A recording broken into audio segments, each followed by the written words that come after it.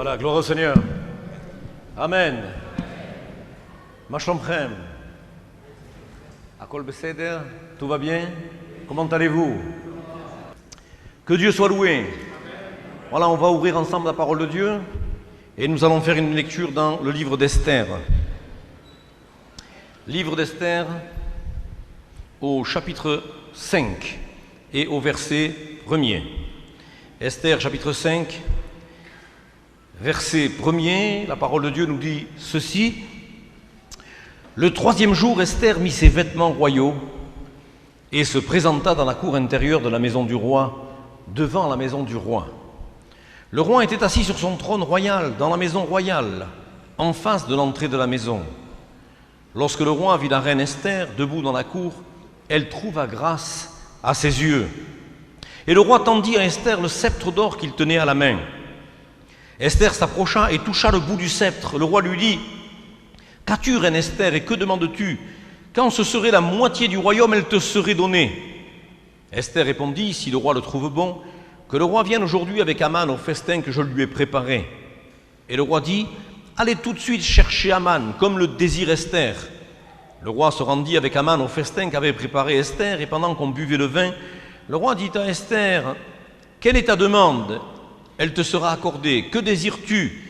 Quand ce serait la moitié du royaume, tu l'obtiendras. » Esther répondit: « Voici ce que je demande et ce que je désire, si j'ai trouvé grâce aux yeux du roi. Et s'il plaît au roi d'accorder ma demande et de satisfaire mon désir, que le roi vienne avec Aman au festin que je leur préparerai. Et demain, je donnerai réponse au roi selon son ordre. Amen. » Et puis, dans Esther chapitre 4, verset 10, il est écrit ceci. « Tous les serviteurs du roi et le peuple des provinces du roi savent qu'il existe une loi portant peine de mort contre quiconque, homme ou femme, entre chez le roi dans la cour intérieure sans avoir été appelé. Celui-là seul a la vie sauve, à qui le roi tend le sceptre d'or. Amen. » Nous allons lire encore dans Esther chapitre 9 et à partir du verset 23. Les Juifs s'engagèrent à faire ce qu'ils avaient déjà commencé et ce que Mardochée leur écrivit.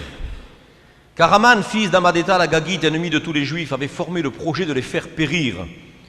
Et il avait jeté le pour, c'est-à-dire le sort, afin de les tuer et de les détruire.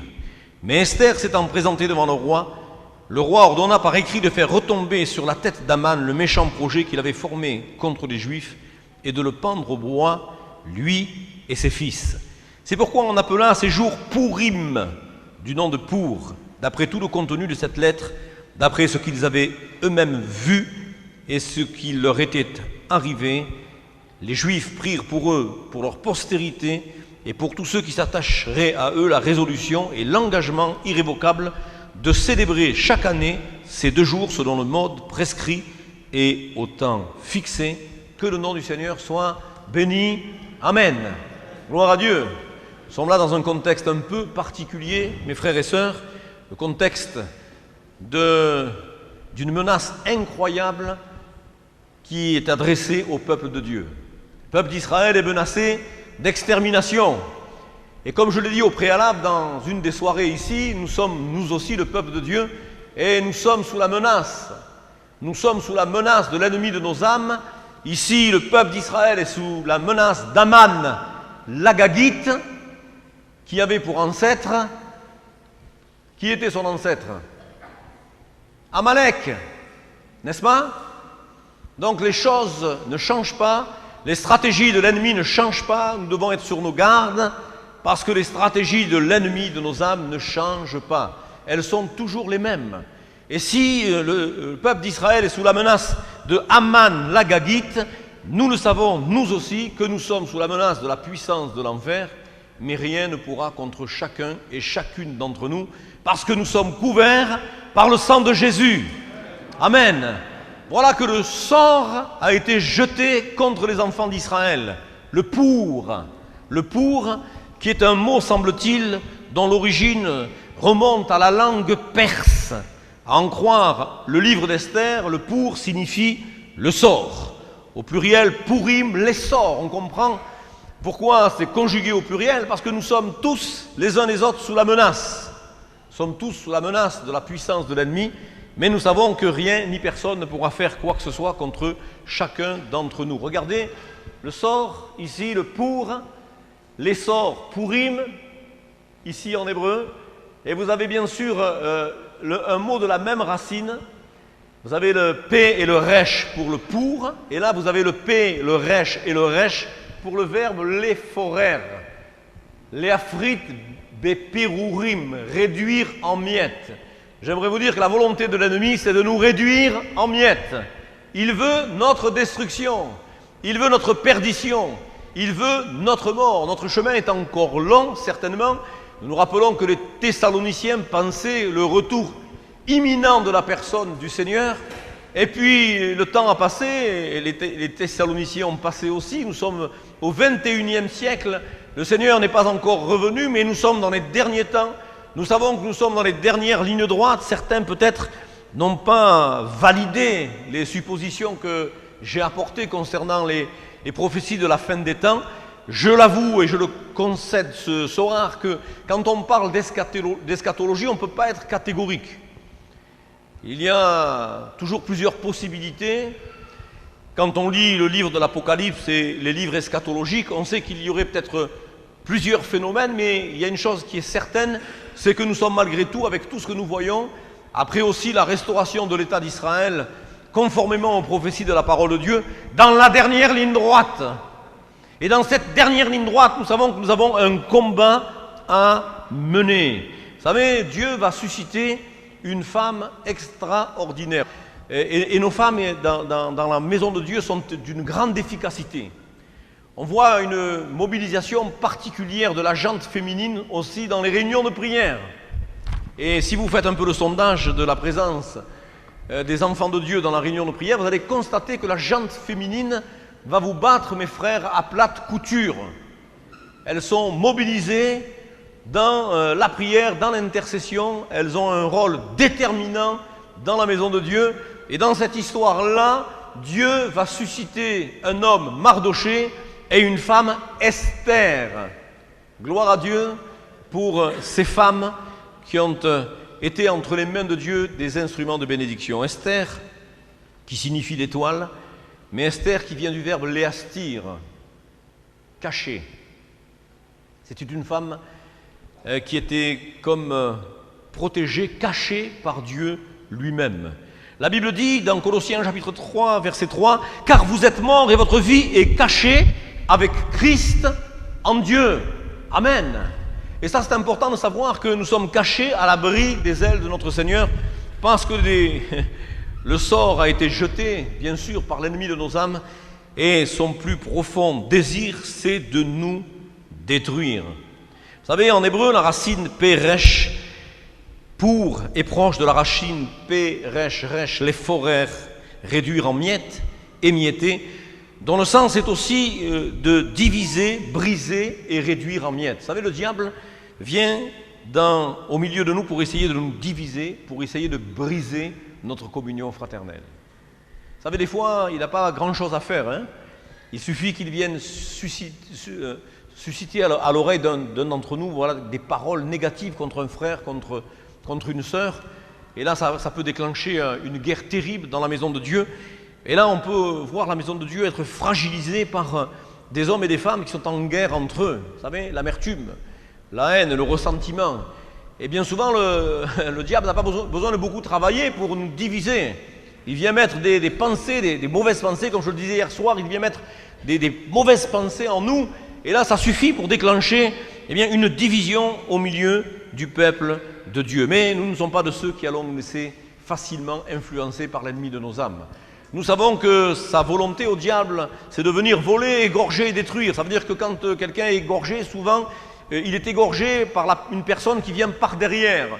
Le diable ne va pas décliner son identité, il va venir par derrière, il va essayer de nous surprendre. Il vient pour voler, égorger et détruire. Mais nous savons que nous avons un remède efficace pour chacun et chacune d'entre nous ce soir. Vous savez que les rois d'Orient se laissent voir très rarement et croient qu'il est de leur majesté d'en user.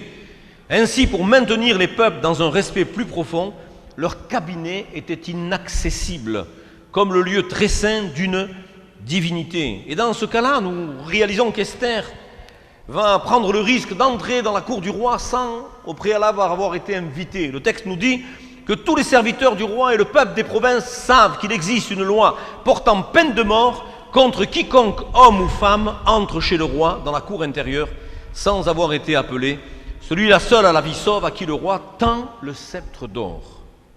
Dans le cas d'Esther, le roi va comprendre qu'elle a quelque chose de considérable à lui demander, puisqu'elle pénètre jusqu'à lui au péril de sa vie, et le texte nous dit qu'il lui tend le sceptre, donc il lui laisse la vie sauve. Le trône, nous le savons, c'est la dignité royale, c'est l'autorité, c'est le pouvoir, c'est le siège d'honneur. Le sceptre, c'est le bâton de commandement, c'est le symbole de l'autorité monarchique, c'est le pouvoir souverain. Et au moment où le roi lui tend le sceptre, eh bien Esther a la vie sauve parce qu'elle aurait pu être frappée par des archers. Cependant, eh bien le sceptre va être tendu, mais nous nous rappelons d'une chose, c'est que Hébreux chapitre 1er verset 8 nous dit « Mais il a dit au Fils, ton trône, ô Dieu, est éternel, le sceptre de ton règne est un sceptre d'équité, tu as aimé la justice et tu as haï l'iniquité. » Le sort nous a été jeté, mais le sort qui nous a été jeté a été renversé, gloire à Dieu. Avant la réunion, quelqu'un m'a dit, voilà, dans ma famille, il y a quelqu'un qui trafique et qui jette des sorts, et voilà que tout ce qui peut m'arriver aujourd'hui n'est que le résultat des sorts qui me sont jetés. Alors il voulait entretenir avec moi une discussion, je lui ai dit, écoute, à la fin de la réunion, on pourra discuter parce que c'est l'objet de mon message. Le sort qui m'était destiné, le sort qui m'était réservé a été renversé. Et j'aimerais vous dire que celui qui en veut à ma vie, eh bien c'est lui-même qui va être frappé. C'est le boomerang qui va lui revenir en pleine face. Et pour que le boomerang puisse revenir en pleine face de l'ennemi de notre âme, il va falloir exactement faire comme Esther a pu faire lorsqu'elle s'est approchée du roi. Comment s'approcher du trône? C'est la question que nous devons de nous poser ce soir. Comment nous approcher du trône? Il y a diverses façons de s'approcher de Dieu. Le texte nous dit, mais quand ce peuple s'approche de moi, il m'honore de la bouche et des lèvres, mais son cœur est éloigné de moi. Et là, il est question du cœur. La deuxième chose, il est dit que les sacrificateurs qui s'approchent de l'Éternel se sanctifient aussi de peur que l'Éternel les frappe de mort. Il y a la notion de sanctification. Approchons-nous donc avec un cœur sincère dans la plénitude de la foi, les cœurs purifiés d'une mauvaise conscience et le corps lavé d'une eau pure. Ça veut dire qu'il faut s'approcher de Dieu avec un cœur purifié et un cœur sincère. Quand je vous dis sincère, vous entendez quoi? Sincère, sans cire. Sincère, sans cire. Quand on coupait les blocs de marbre autrefois, et que le bloc de marbre était coupé et que le bloc de marbre avait une faille, une fissure à l'intérieur, il était quasiment invendable à cause de ces fissures. Alors qu'est-ce qu'on faisait? On prenait de la cire et on bouchait les fissures pour présenter les blocs de marbre et les vendre. Sauf que quand le soleil commençait à frapper, la cire fondait et laissait apparaître les anomalies dans le bloc de marbre. Il en est ainsi de nous. Quand on n'est pas sincère, on arrive avec de la cire. Mais quand le feu de l'épreuve arrive et commence à nous brûler, eh bien ça laisse apparaître nos infirmités, nos manquements. Nous ne pouvons pas nous présenter devant Dieu avec un masque. Vous savez, nous, on ne veut pas se déguiser. Hein. C'est qui se déguise en Afrique? C'est les sorciers. Les sorciers se déguisent. Hein. Et vous savez que le verbe se déguiser en hébreu, c'est le verbe leitrapes, qui vient du verbe lechapes, chercher. Chercher qui se cache derrière ce masque, derrière ce déguisement. Le masque en grec, ça a donné le mot hypocrite. Les porteurs de masques dans le théâtre antique nous rappelaient la notion d'hypocrisie. Je ne peux pas venir dans la maison de Dieu avec une attitude hypocrite. Je ne peux pas venir dans la maison de Dieu avec un masque, avoir une face pendant les réunions, pendant les cultes, pendant les réunions de semaine, et avoir une autre face lorsque je suis à l'extérieur, dans les rues, dans ma maison. Tel que je suis à l'extérieur, je le suis dans la maison de Dieu. Et ce soir, je dirais, bas les masques. Arrêtons de nous déguiser. Venons avec un cœur sincère, dans la plénitude de la foi, nous présenter devant le trône de la grâce, parce que les hitrapès se déguisaient, ça a donné le verbe l'échapès, chercher, du vêtement bgadim. Bgadim, c'est les vêtements, dites avec moi, bgadim. Bgadim, vêtements, boged, dites avec moi, boged. Regarde ton frère, dis-lui boged. Regarde ta sœur, dis-lui bogedet. Hein? Tu sais ce que tu lui as dit? Tu lui as dit traître.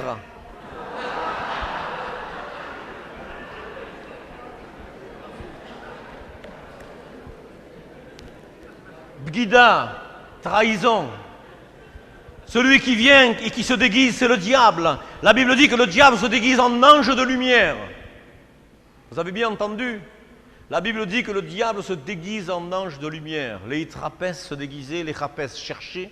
C'est à nous de les chapès, de chercher, de prier, afin que Dieu nous donne le discernement pour que nous puissions dévoiler ceux qui sont des émissaires de Satan. Vous savez, on était dans une région un peu difficile de la France, et on était avec un frère, on travaillait ensemble dans la collaboration, et là, il y a une jeune femme qui est arrivée, et elle avait vraiment la capacité de manier la guitare et de chanter.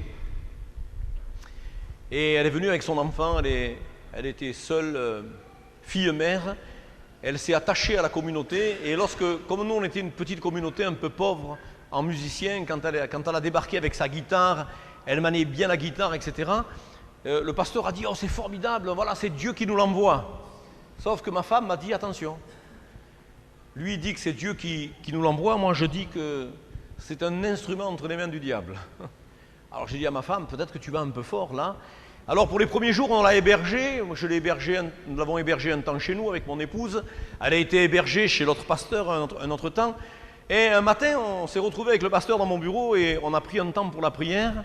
Et on a vraiment prié, puis après la prière, on a senti qu'il fallait qu'on partage, et puis j'ai dit, tu sais, il y a des choses bizarres qui se produisent chez moi. Depuis la venue de cette dame-là, pendant la nuit, on avait l'impression, mais on l'a entendu de manière audible, le piano dans notre salle à manger s'est mis à jouer tout seul. Vous entendez ce que je dis? Dans la nuit, on a entendu le piano au rez-de-chaussée qui se mettait à jouer tout seul. Et puis on entendait des grands coups, comme des grands coups de poing dans la façade de la maison. Et puis il me dit, mais c'est pas croyable que tu me partages cette chose, parce que lui aussi avait un piano dans sa salle à manger. Et il a été obligé de m'avouer que lui-même, son piano se mettait à jouer seul, et qu'il avait encore des grands bruits dans la façade de sa maison. Alors, comme elle venait de trouver un studio que la mairie lui avait alloué, on connaissait des gens à la mairie qui avaient permis qu'elle puisse louer un studio en rez-de-chaussée dans un quartier HLM. J'ai dit au frère, on prend la voiture, on va là-bas, et excusez-moi, je vais peut-être vous choquer ce soir, mais j'ai dit on va se garer, on va entrer, et sans frapper, sans sonner, on va entrer dans la maison. Et c'est ce qu'on a fait, on a pris la voiture, lui me suivait derrière, le frère il était un peu impressionné par ma détermination. Et je suis entré dans le jardin, et là la porte était entrouverte. J'ai poussé la porte, je l'ai prise en flagrant délit en train de faire une incantation à Satan. Et quand elle m'a vu, elle est devenue comme une folle. Elle s'est ruée contre moi, elle a foncé dans ma direction en me disant « Tu vas mourir », je lui ai dit « Au nom de Jésus ». Et comme elle est venue, elle est repartie, elle est tombée raide comme un morceau de bois. Et elle nous a avoué, après que nous ayons prié pour elle, qu'elle était venue dans une mission bien particulière, celle de venir diviser la maison de Dieu. C'est important pour nous tous de nous approcher du trône. Je ne m'approche pas du trône que le dimanche matin, au culte. Je ne m'approche pas du trône simplement en semaine dans la réunion de prière. Je ne m'approche pas du trône simplement à la réunion d'édification. Mais tous les jours de ma vie, je m'approche du trône de Dieu.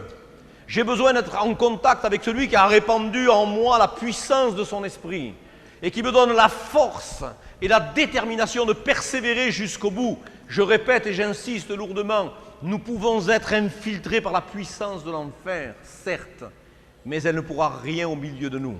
Parce que Dieu nous donnera le discernement et Dieu nous donnera la capacité de discerner qui est envoyé par l'ennemi de nos âmes. Nous voulons nous approcher dans un cœur sincère, non pas avec de la cire, mais avec un cœur sincère et purifié. Le texte nous dit aussi dans Jacques, « Approchez-vous de Dieu et il s'approchera de vous ». Le psaume 73, verset 28 nous dit, « Pour moi, m'approcher de Dieu, c'est mon bien ». Pourquoi est-il nécessaire de s'approcher de Dieu? Et j'insiste en disant, à cause de l'édit de mort contre tous les Juifs, image aussi des enfants de Dieu. Un édit de mort qui a été décrété par la puissance de l'enfer. Mais le Dieu en qui nous croyons, c'est le prince de la vie. Alléluia! Il donne la vie, il communique la vie, il nous donne sa vie et sa vie en abondance. La Bible nous rappelle que dans la liturgie religieuse chez les Juifs, à la lecture de la Megillah d'Esther, du livre d'Esther, à la fête de Pourim, à chaque fois que le nom de Haman est prononcé, on tape du pied. Amen. Pourquoi je dis Amen? Parce que c'est le symbole de Satan qui est foulé aux pieds. David dit de ses ennemis, je les broie comme la poussière qu'emporte le vent, je les foule comme la boue des rues. Amen. Et à chaque fois qu'on lit à la fête de Pourim le nom de Haman, eh bien on tape du pied parce que nous on est convaincus que finalement le sort qui m'était destiné a été retourné. Et il s'est retourné contre celui contre lequel je tape du pied quand son nom est mentionné. Son nom seul est mentionné, je tape du pied. Notre ennemi est vaincu. Le roi des rois, le seigneur des seigneurs, la personne de Jésus, a mis la puissance de l'enfer, le diable, sous ses pieds. Il a triomphé de la puissance de l'enfer par la croix. Il s'est donné pour chacun et chacune d'entre nous. À lui seul soit toute la gloire. Comment s'approcher du trône? Eh bien, la Bible nous dit que Esther était revêtue de vêtements royaux. Et le croyant que nous sommes couverts par le vêtement de la justice. Isaïe 61, verset 10 nous dit « Je me réjouirai en l'Éternel, mon âme sera ravie d'allégresse en mon Dieu, car il m'a revêtu des vêtements du salut, il m'a couvert du manteau de la délivrance. » Alléluia. Le psaume 132 nous dit que tes sacrificateurs soient revêtus de justice et que tes fidèles poussent des cris de joie. Apocalypse 19 nous dit « Réjouissons-nous et soyons dans l'allégresse et donnons-lui gloire, car les noces de l'agneau sont venues et son épouse s'est préparée. Et il lui a été donné de se revêtir d'un fin lin éclatant pur, car le fin lin, ce sont les œuvres justes des saints. Et l'ange me dit, écrit, heureux ceux qui sont appelés au festin des noces des saints, des noces de l'agneau. Et il me dit, ces paroles sont les véritables paroles de Dieu. Et je tombais à ses pieds pour l'adorer. Mais il me dit, garde-toi de le faire. Je suis ton compagnon de service et celui de tes frères qui ont le témoignage de Jésus. Adore Dieu, car le témoignage de Jésus est l'esprit de la prophétie. Le vêtement royal, alors que tout le peuple est dans le sac et dans la cendre. Vous savez que lorsque le décret du roi a été exprimé, tous les enfants d'Israël ont commencé à observer le deuil. Ils se sont mis dans le sac et dans la cendre sur le sol. Ils ont commencé à pleurer, à se lamenter. La mort les menaçait.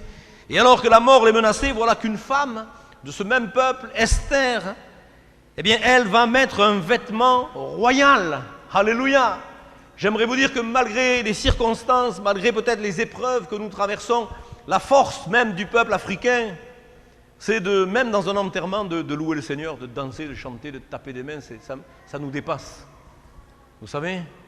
Parce que Christ est ma vie, mourir m'est un gain. Vous savez que pour nous, la mort, ce n'est pas une fin en soi. Nous qui croyons, nous savons que la mort, ce n'est pas la séparation définitive avec la famille et peut-être Dieu, non, tout au contraire. La Bible dit, ne vous inquiétez pas au sujet de ceux qui sont morts, plus exactement dans le texte grec. Dans le livre des Thessaloniciens, il est écrit « Ne vous inquiétez pas au sujet de ceux qui dorment, car vous les vivants, vous ne les devancerez pas, mais au son du chauffard, en un clin d'œil, ceux qui dorment en Christ, premièrement, ressusciteront, et nous, les vivants, nous partirons avec eux à la rencontre du Seigneur dans les airs. » Alléluia! Ça ne vous réjouit pas, ça? Ça ne vous réjouit pas de savoir que nous allons partir dans la gloire et que nous allons vivre l'éternité avec le Seigneur? Voilà qu'Esther, alors que son peuple est dans le deuil, dans la cendre, dans le sac et la cendre, elle met ses vêtements royaux. Et là, elle se présente devant le roi. Et quelles que soient les circonstances que je traverse, quelles que soient les épreuves, le diable ne viendra pas voler ma joie. Le diable ne viendra pas m'empêcher de louer et d'adorer le roi des rois, le Seigneur des seigneurs. Vous savez, il y en a certains qui font la grève de l'essence, mais il y en a d'autres qui font la grève de la louange et l'adoration quand ils sont dans l'épreuve. Vous avez compris? Ils font le boycott de l'ouverture de la bouche et du cœur dans la réunion de prière, dans le temps de louange et d'adoration. On a malheureusement, et ça c'est le cœur de l'homme qui est ainsi, quand on traverse des choses qui nous dépassent, des choses qui nous touchent de près, eh bien finalement on s'en prend à Dieu, comme si Dieu était responsable de tout. Mais en tout cas, en ce qui concerne la chute de l'homme, c'est l'homme qui est responsable de tout. C'est Dieu qui a dû faire avec l'homme, avec le cœur de l'homme, avec la matière la plus difficile à travailler, la matière humaine. Nous sommes tous ainsi, mais j'aimerais te dire ce soir que quels que soient les moments que tu traverses, quelles que soient les difficultés que tu rencontres, quels que soient les moments, s'ils sont même moins bons que d'habitude, tu dois toujours rester avec une attitude d'adorateur et avoir dans ton cœur cette reconnaissance, ce réflexe, cette capacité de louer le Seigneur malgré les circonstances. Vous savez, avec tout ce qu'on a traversé en 20 ans en Israël, avec les menaces au poignard, à la Kalachnikov, au revolver, avec bien sûr tous les dommages qui ont été causés dans la maison de Dieu, sur nos véhicules, etc. Bien, si on avait dû avoir ce comportement, mes amis, on n'aurait pas loué le Seigneur assez souvent. Mais je crois que dans les moments même où nous traversons des moments difficiles, il nous faut avoir cette attitude d'Ésaïe 61, verset 3, une huile de joie au lieu du deuil, un vêtement de louange au lieu d'un esprit abattu. Et ça, c'est le symbole et l'image du croyant au milieu de sa génération. Nous devons marquer notre différence dans notre comportement et notre attitude. Moi, ce qui m'a impressionné, c'est de voir des croyants traverser des épreuves et nous donner l'exemple. Dans les moments difficiles, j'ai vu des gens qui avaient perdu des êtres chers, un fils, une fille peut-être, et être restés dignes et garder leur confiance dans le Seigneur, dans le Roi des Rois. Esther, elle va se présenter et elle va être debout face au roi, verset 2. Et le croyant reste debout. Nous sommes debout. C'est pourquoi prenez toutes les armes de Dieu afin de pouvoir résister dans le mauvais jour et tenir ferme après avoir tout surmonté. Éphésiens 6. Mais dans Luc 21, il est dit « Veillez donc en tout temps afin que vous ayez la force d'échapper à toutes ces choses qui arriveront et de paraître debout devant le Fils de l'homme. » Debout. On reste debout. Même si on est assis, on est debout dans notre cœur. Amen. On résiste face à la puissance de l'ennemi, certes, mais Esther, nous dit le texte, elle s'attendait à la faveur du roi. Quand nous venons dans la maison de Dieu, il faut nous attendre à la faveur du roi. Combien de fois nous sommes entrés dans ce lieu de réunion par habitude?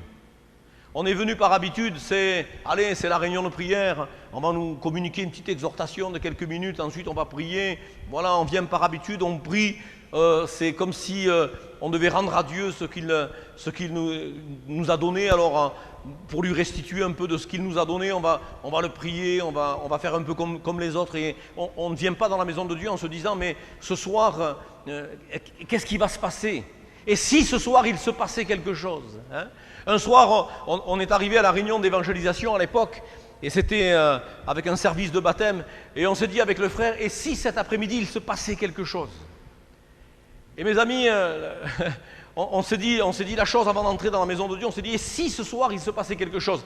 Et là, pendant le service de baptême, à la fin des baptêmes, on a commencé à prier pour les uns et les autres, et la puissance du Saint-Esprit est descendue avec une telle force que les voisins ont appelé la police. Et je me souviens de ce policier qui entre, il est devant l'entrée de l'église, il nous voit là, on est en train de parler en langue.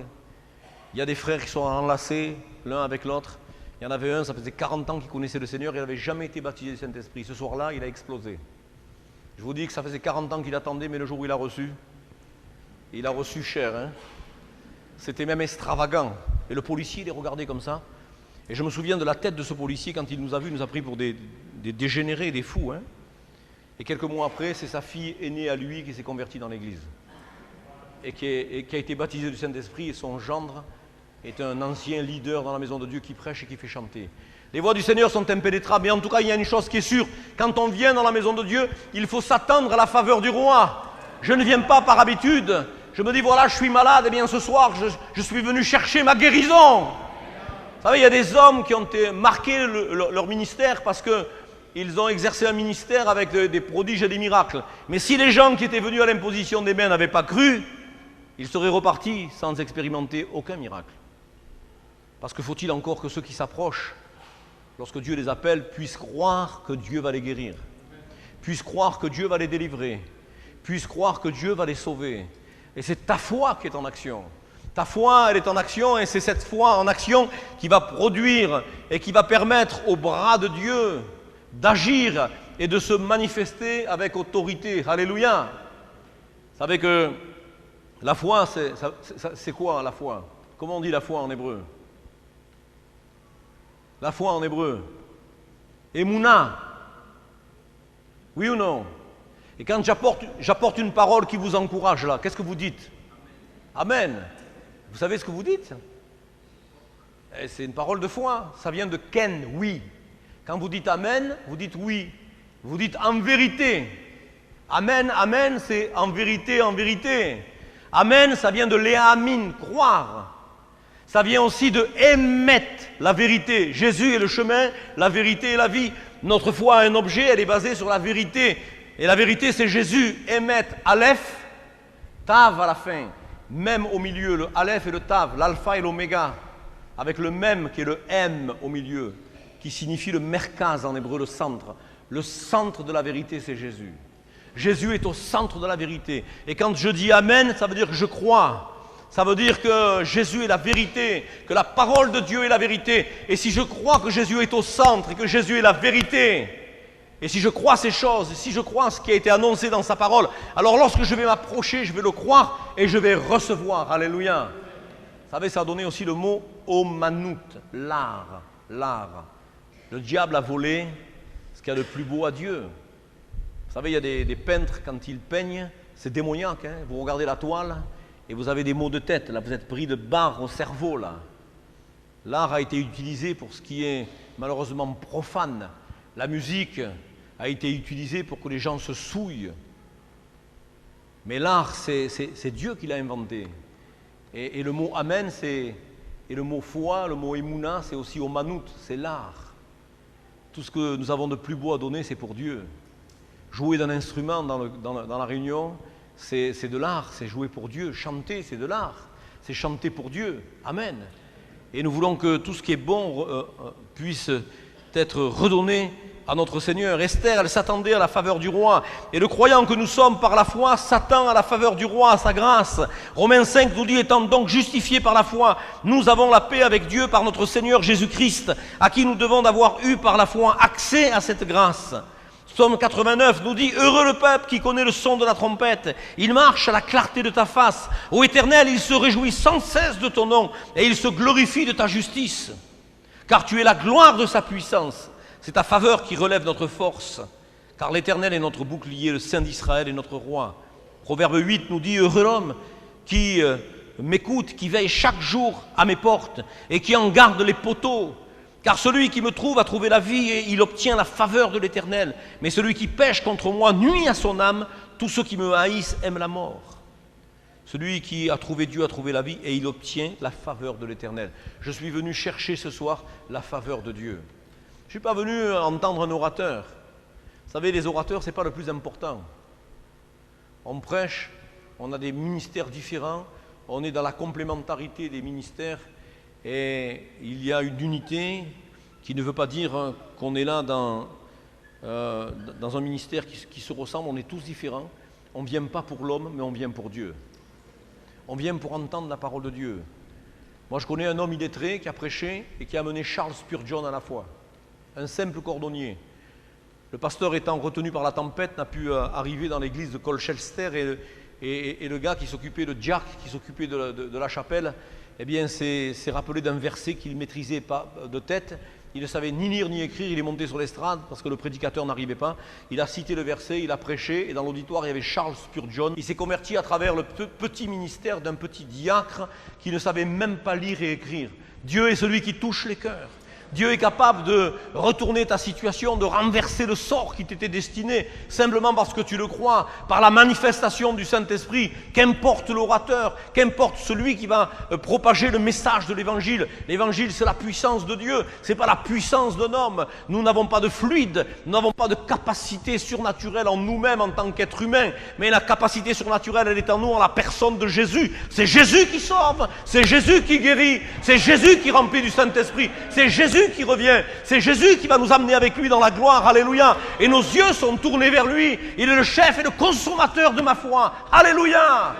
Et même si je suis comme Pierre et que je suis en train de marcher sur les eaux, mais il y a une chose qui est sûre, c'est que lorsque Pierre a commencé à marcher sur l'eau, à aller en direction du Seigneur, au moment où il a commencé à enfoncer, le texte grec nous dit que, ayant les regards tournés vers Jésus, le chef et le consommateur de notre foi, le texte grec nous dit, ayant les regards tournés vers Jésus d'un regard qui ne dévie pas.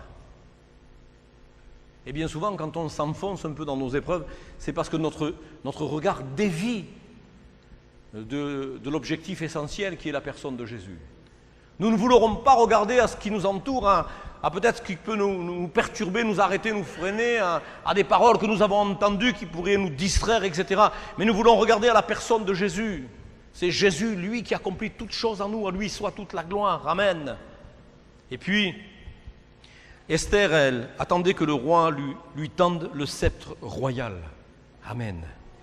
Verset 2. Le croyant se voit conférer l'autorité par la parole. Le Dieu d'Israël donne à son peuple la force et la puissance. Matthieu 28 nous dit, verset 19, « Allez, faites de toutes les nations des disciples, les baptisant au nom du Père, du Fils et du Saint-Esprit, et enseignez-leur à observer tout ce que je vous ai prescrit. Et voici, je suis avec vous tous les jours jusqu'à la fin du monde. » Est-ce que Dieu t'a tendu le sceptre? Tu n'as pas autorité sur ce que tu es en train de traverser. Tu es venu dans la maison du roi et le roi a manifesté sa gloire et sa puissance. Et le roi est au milieu de nous, alléluia. Ça ne suffit pas de le dire, ouais, là, 2 ou 3 sont assemblés en mon nom, en son nom, il est là au milieu de nous. Mais le roi, il est là au milieu de nous, et là, on est là. Pendant que le roi est au milieu de nous, on chante, on se dit, ouais, c'est bien ce qui se passe, mais est-ce que tu réalises qu'il y a un combat spirituel qui est en jeu? À chaque fois qu'on est ensemble dans la maison de Dieu, il y a un combat spirituel. Il y a un enjeu spirituel. Dans les lieux célestes, des choses qu'on ne voit pas peut-être avec nos yeux, mais il y a des choses qui sont en train de se passer contre la puissance de l'enfer. Et là, pendant que tu es dans la maison de Dieu, tu rates l'essentiel parce que le roi t'a tendu le sceptre et tu ne l'as pas touché. Moi, je ne suis pas roi, je suis fils de roi. Et ça, ce n'est pas un sceptre, c'est un pied de micro. Mais tu l'as touché quand même. Amen. Tu as joué le jeu, tu m'as aidé un peu dans le développement de ce message que Dieu m'a donné, mais voilà que le roi te tend le sceptre. Amen. Nous sommes dans la présence de Dieu, le roi nous tend le sceptre, et nous l'avons entendu, son sceptre est un sceptre d'équité. Dieu ne veut que personne ne se perde dans ce lieu. Et j'ai parlé hier du tabernacle que nous sommes. Nous voulons nous rappeler que le tabernacle dans le désert était planté de telle façon au milieu du peuple d'Israël que chaque tribu était à égale distance de la maison de Dieu et de la bénédiction de Dieu. Nous sommes tous à égale distance de la bénédiction de Dieu ce soir, de la présence de Dieu. La Shrina est au milieu de nous. La présence de Dieu est au milieu de nous. Personne ne peut être lésé. Dieu n'a pas de petits chouchous ou de préférés. Il y en a certains peut-être qui seront au premier rang, mais qui ne recevront rien. Et voilà qu'une petite sœur est au fond, au dernier rang, et elle va recevoir sa guérison. Parce qu'elle va réaliser que le roi lui tend le sceptre, et elle va avoir le réflexe d'avoir un contact avec la personne de Jésus. Ce soir, dans sa maison, je peux, dans la communion fraternelle, avoir un contact personnel avec la personne de Jésus. Alléluia! Qui veut toucher la personne de Jésus? Qui veut toucher le sceptre du Seigneur? Qui veut être béni ce soir? Qui veut être guéri? Qui veut être délivré? Qui veut être sorti d'affaires? L'expression être sorti d'affaires. J'étais dans une affaire terrible. Ça me semblait être une affaire dans laquelle j'allais m'empêtrer. Là, j'allais pas m'en sortir. Et voilà que Dieu nous donne la sagesse et l'intelligence. Une parole de connaissance. Une parole de connaissance. Une parole de connaissance qui te situe un lieu de manière géographique. Le GPS de Dieu. Dieu qui te parle. Dieu qui t'appelle au ministère et qui prononce ton prénom. Ça, vous l'avez déjà entendu ça? Un homme appelé au ministère, et pour que vraiment l'homme qui reçoit cette prophétie soit certain que ce soit lui qui était appelé, Dieu a permis qu'une femme qui ne le connaissait pas prononce son prénom. Dieu, c'est le Dieu de la précision. Et ce soir, ce Dieu de la précision, ce Dieu de la bénédiction, ce Dieu qui se manifeste avec force et puissance et qui ne change pas, il est au milieu de nous. Mais j'aimerais te dire ce soir que la balle, elle est dans ton camp.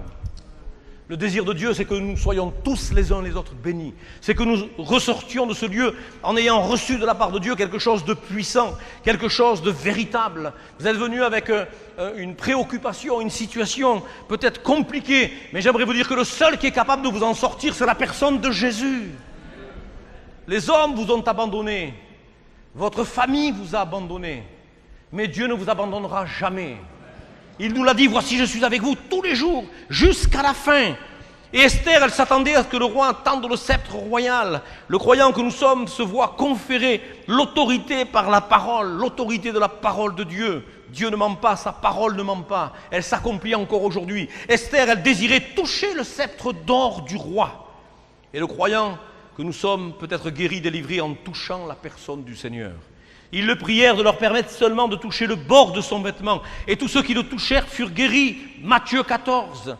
Car comme il guérissait beaucoup de gens, tous ceux qui avaient des maladies se jetaient sur lui pour le toucher. Mes amis, si Jésus avait été là en chair et en os, vous ne resteriez pas sur votre chaise. Et certains, dans des situations qui semblent irréversibles, viendraient en courant vous jeter sur la personne de Jésus. Ils seraient tellement importunés que on aurait organisé des barrières avec un service de sécurité. Vous savez, quand il y avait Intifada, on m'a invité à prêcher dans une grande rencontre à la Beaujoire à Nantes. Et ils ont averti le préfet qui a averti Jacques Chirac. C'était vraiment tendu à ce moment-là. Et moi, j'ai prêché avec des barrières à 100 mètres, les gens qui étaient derrière les barrières. Ça n'a pas empêché le Saint-Esprit d'agir, mais on était comme dans un film, là. Et il y avait la police qui tournait constamment autour du bâtiment avec un hélicoptère qui était prêt à décoller à tout moment. C'était surréaliste. Voyez? Et c'était un rassemblement humain. Imaginez la personne de Jésus sur l'estrade. Vous ne resteriez pas sur votre chaise. Mais j'aimerais vous dire que même si le Seigneur n'est pas sur l'estrade, il est au milieu de nous par la puissance de son esprit. Alléluia! Il est au milieu de nous par la puissance de son esprit. Il passe dans les rangs. Et ce qu'il a fait autrefois, il le fait encore aujourd'hui. Si tu crois, tu vois. Si tu es certain que le Seigneur est au milieu de nous et qu'il agit avec puissance, avec la puissance de son esprit, alors tu vas voir peut-être ta situation être complètement retournée. Le sort qui t'était destiné et qui te condamnait par la bouche de l'ennemi va être renversé. Alléluia! Esther est à l'écoute de la voix du roi, verset 3. Mais le croyant est à l'écoute de la voix de Dieu. Jérémie chapitre 7 nous dit, mais voici l'ordre que je leur ai donné. Écoutez ma voix et je serai votre Dieu et vous serez mon peuple. Et ils n'ont point écouté, ils n'ont point prêté l'oreille. Ils ont suivi les conseils, les penchants de leur mauvais cœur. Il faut écouter la voix du roi. Shema Israël, Adonai Elokeinu Adonai Echad. Shema, écoute. Il y a une différence entre écouter et entendre. Parce qu'entendre, j'entends des bruits. Mais Shema, écouter, ça veut dire s'arrêter et prendre en considération le son qui arrive jusqu'à nos oreilles. Écoute Israël, le Seigneur ton Dieu, le Seigneur est un. Et un, c'est Echad, c'est pas Yachid. Yachid, c'est une seule pièce. Echad, c'est un œuf avec la coquille, le jaune et le blanc. C'est une unité composée. Et ça, ce mot-là, qui vient dans la prière la plus importante du judaïsme, est un mot qui met bien des rabbins dans l'embarras. Parce que c'est le mot qui nous rappelle le Dieu, le Père, Dieu le Fils et Dieu le Saint-Esprit. Alléluia. Un miracle extraordinaire, quelque chose, un mystère incroyable qui nous a été laissé par Dieu, Dieu le Père, Dieu le Fils et Dieu le Saint-Esprit. Oui, je veux écouter la voix de mon Seigneur. Amen. Je veux entendre sa voix, je veux l'écouter, je veux prendre garde de ce qu'il a à me dire. Et bien souvent, la puissance du Saint-Esprit est là pour nous consoler, nous édifier, mais pour nous avertir aussi. Amen. Il y avait une sœur qui quittait Israël et qui avait amassé des biens pendant des années. Et lorsqu'elle est dans sa dernière réunion venue à l'imposition des mains, on était avec un frère qui avait un ministère prophétique. Pas de ceux qui ont des cartes de visite recto verso. Ils sont pasteurs, docteurs, évangélistes, prophètes. Là, c'était un frère de chez nous avec un ministère prophétique. Vraiment, Dieu lui a donné des capacités d'apporter des paroles importantes. Et il a dit à la sœur, il ne faut pas que tu quittes Israël. Parce que si tu t'en vas d'Israël, tu vas tout perdre. Elle ne l'a pas écouté. Elle a fait son conteneur, elle a mis toutes ses richesses dans le conteneur. Et quand son conteneur est arrivé à Yaoundé, quand ils l'ont ouvert, il n'y avait plus rien à l'intérieur. Elle a tout perdu. On se doit d'entendre la voix de Dieu. On ne vient pas à la réunion par habitude. Mais on doit réaliser que l'homme de Dieu, peut-être que tu juges, peut-être que tu critiques. Lorsqu'il monte sur l'estrade, ce n'est pas lui qui parle. Mais même si tu n'es pas toujours d'accord avec lui, il est inspiré par le Saint-Esprit. Et lorsqu'il prêche, il annonce des choses qui sont comme des avertissements pour ta vie. Des choses que Dieu lui a révélées dans sa communion et dans sa relation personnelle avec son Dieu, qu'il a mis en charge d'annoncer le conseil de Dieu. Nous voulons bien sûr être à l'écoute de la voix du roi, à l'écoute de la voix du Seigneur qui parle tantôt d'une manière, tantôt d'une autre. Mais en règle générale, je trouve que le Seigneur parle bien plus souvent à travers sa parole. Même si nous apprécions un nombre important même de dons spirituels dans nos églises. On aime les dons spirituels, on aime parler en langue, interpréter une parole prophétique, c'est formidable. Mais souvent, Dieu inspire aussi ses serviteurs à travers le message qu'ils ont préparé, qu'ils ont soumis leur esprit à une profonde réflexion. Ce n'est pas une lecture de la Bible qu'ils ont faite. Ils ont fait une méditation de la parole de Dieu. Ils ont soumis leur esprit à une profonde réflexion dans une relation intime avec Dieu. Dans la prière, Dieu les a inspirés. Ils ont apporté des paroles extraordinaires qui sont comme des avertissements pour ta vie. Esther va se reposer sur la promesse du roi, verset 4. Le croyant obtient grâce et miséricorde pour être secouru dans ses besoins. Hébreux 4 nous rappelle encore une fois, approchons-nous donc avec assurance du trône de la grâce afin d'obtenir miséricorde et de trouver grâce pour être secouru dans nos besoins. Assuérus va proposer à Esther la moitié de son royaume. C'est généreux, qu'est-ce que vous en pensez? Une petite juive qui est là, qu'il a choisie pour être sa femme, il lui propose la moitié de son royaume. Mais moi, le roi que je connais nous demande de prendre possession de tout le royaume. Jadis, il y a eu quelque chose d'extraordinaire qui s'est produit, mais on ne vit pas, comme le dira Gédéon, dans, pas la religion, mais les prodiges et les miracles que nos pères ont expérimentés. On ne peut pas vivre dans la nostalgie. Ça a été un temps formidable, mais aujourd'hui, Dieu veut ramener encore la puissance de son esprit au milieu de vous, pour que vous viviez ce qui a été vécu jadis. Pour que la prédication soit accompagnée de signes, de prodiges et de miracles. Alors qu'Assuérus va lui proposer la moitié du royaume, Dieu vous donne et vous demande de prendre possession de tout le royaume. Matthieu 25 nous dit, alors le roi dira à ceux qui seront à sa droite, venez vous qui êtes bénis de mon Père, prenez possession du royaume qui vous a été préparé dès la fondation du monde. Amen. Que Dieu vous aide. Que Dieu vous encourage à prendre possession de tout le royaume, que Dieu vous accorde à nouveau sa grâce. Hier, on était dans l'ensevelissement d'une femme qui était mariée à un homme qui ont marqué cette région, cette île formidable. Mais on ne peut pas vivre dans le passé simplement. Aujourd'hui, Dieu vous livre toute l'île entre vos mains. Entre les mains des leaders, mais entre les mains des croyants que vous êtes, qui allez témoigner et qui pensaient encore qu'à chaque fois qu'on invoque le nom du Seigneur, eh bien il se passe quelque chose. Est-ce que vous croyez que chaque fois qu'on parle de Jésus, il se passe quelque chose? Chaque fois que vous annoncez la parole de Dieu, elle ne retourne point à lui sans avoir produit de l'effet dans les cœurs. Et ce n'est pas la responsabilité que des pasteurs, c'est la responsabilité de chaque membre de cette communauté que d'annoncer la bonne nouvelle du royaume des cieux. Alléluia!